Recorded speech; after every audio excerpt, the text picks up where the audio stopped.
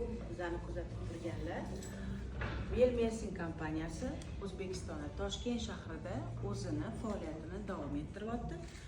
Bugun mana bizani asosiy yig'ilishimizni birinchi kuni kechadan o'zi boshladik. Yani bugun dushanba bo'lgani uchun asosiy hamma suhbatlar, kelayotgan mehmonlarni kutib olish hammasi mana bugundan boshlandi va bizani yo'qlab bugun Melmersin kompaniyasidan yo'q.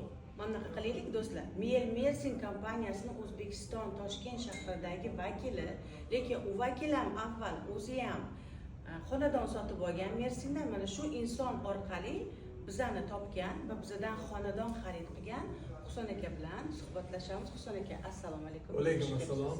Yaxshimisizlar? Assalomu alaykum hurmatli tomoshabinlar.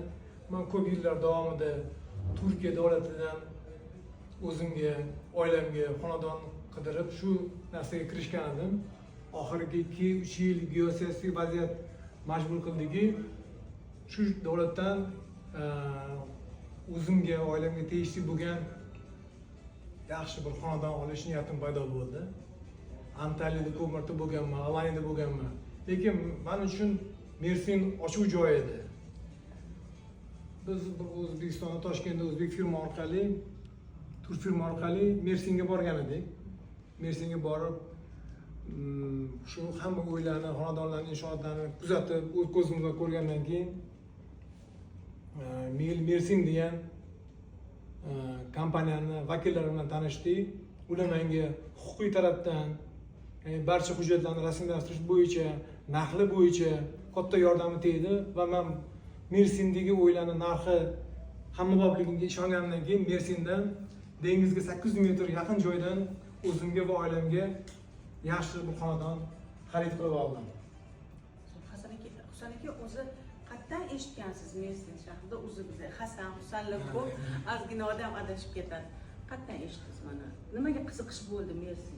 Mersinga qiziqish bo'lgani avvalom bor gapni o'tdim. Antaliya, Alaniyaga borganman, Mersinga bormagandim.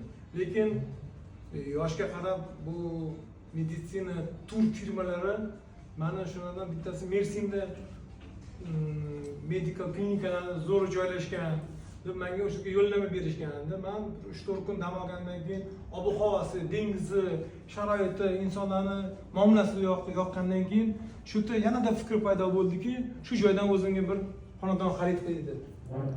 To'g'ri, bu narsani to'g'ri belgilab o'tish, chunki Mersinda hali turistlar ko'p bo'lib, bir xalqi ham turist bo'lib ketmaganda, bu tarafdan Antaliya bilan Alaniyada ozgina vaziyat og'ir demayman, baribir chunki narx-navolar ham shu turistlarga moslashgan, insonlarning bir-biri bilan bo'lgan muloqoti ham bu tarafdan Mersinda o'zini juda to'g'ri gapirdingiz. Sababi amaliyotda shu joylarga Antaliya, Alaniyaga borganda ahamiyat berdimki, Rossiyada yo bir Esingdordan bittasida yurganda hamma joyda shu bilan bog'liq odamlar o'zini tutishi, kimdir madaniyati boshqa, kimdir madaniyati boshqa.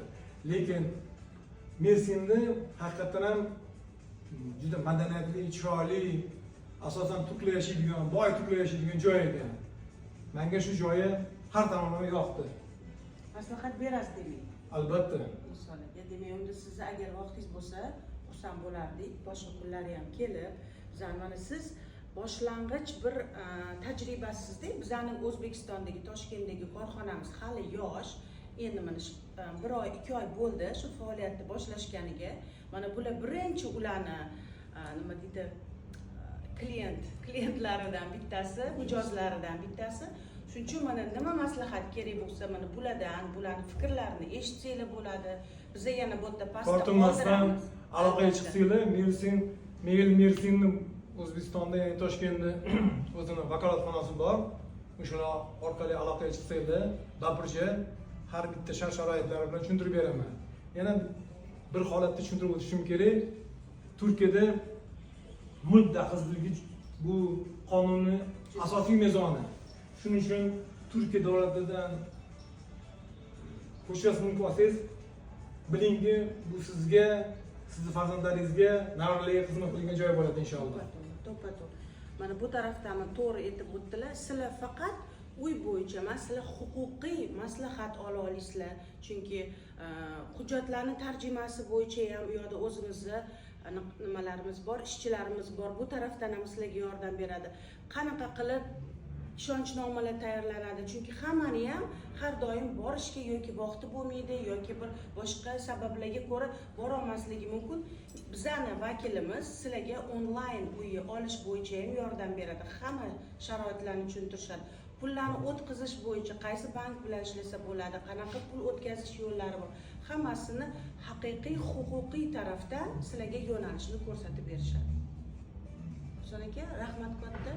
Sizlarga rahmat. Albatta yana Inshaalloh Mersinda xonadon olganda o'sha qo'shnilar bilan, ya'ni o'zimizning Ilohim. vatandoshlar bilan Ilohim. birga ko'rish nasib etsin. Ilohim. Sekin-sekin o'zbeklar ham ko'payyapti. Xudo xolasa Rahmat, hammalarga e'tiboringiz uchun. katta rahmat e'tiboringiz uchun. Miel Mersin kompaniyasi o'zini vakillari bilan 28, 29, 30 aprel kunlari Qo'yliq 5 dahasiga yaqin bo'lgan Santorini yangi bir chiroyli bir restoranni, shunaqa majlislar zalida hamma uchrashuvlarni o'tkazyapti. Kelinglar, vakillarimiz bilan tanishtiramiz. Yaxshi sizlarga proyektlarda olib kelganmiz. Faqat Tursiya emas, eslatib o'taman.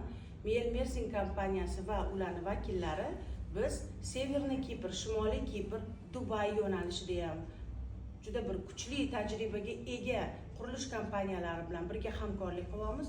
Hamma takliflarni ko'rsatamiz, chiroyli suhbatlar o'tkazamiz. Hamma sharoitlarni, to'lov shartlari bilan hammasi bilan tanishtiramiz. Hammanglarga katta rahmat e'tiboringiz uchun. Husan aka, sizga ham katta rahmat. Arzingizni yaxshi kunlarda ko'rishingizga sog' bo'ling.